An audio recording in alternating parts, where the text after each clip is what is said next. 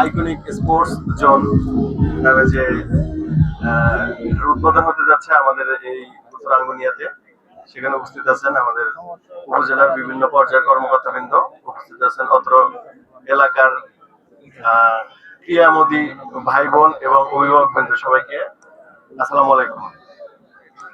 আসলে খুবই ভালো একটা উদ্যোগ যেটা নেওয়া হয়েছে। একটু আগেই শুনলাম, যেহেতু আমি নতুন এসেছি, শুনলাম এই জায়গাটা একেবারে অপরিত্যক্ত অবস্থায় ছিল, সেই জায়গা থেকে এই আজকের এই পর্যায়ে নিয়ে আসা হয়েছে, যার যেটা আসলে খুবই ভালো, এবং এর পেছনে যারা কাজ করেছে সবাই আন্তরিক প্রচেষ্টাকে আমি স্বাগত জানাই।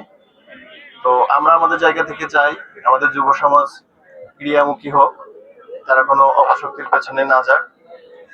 এই জায়গায় আমাদের যতজন উপস্থিত আছেন যারা যুবক খেলা করেন, অন্তত সপ্তাহে একদিন দুই দিন করে হলেও এই জায়গায় এসে যদি খেলা করে, তাহলেও এই আয়োজন যারা করেছে তাদের আয়োজনটা সফল কাম হবে।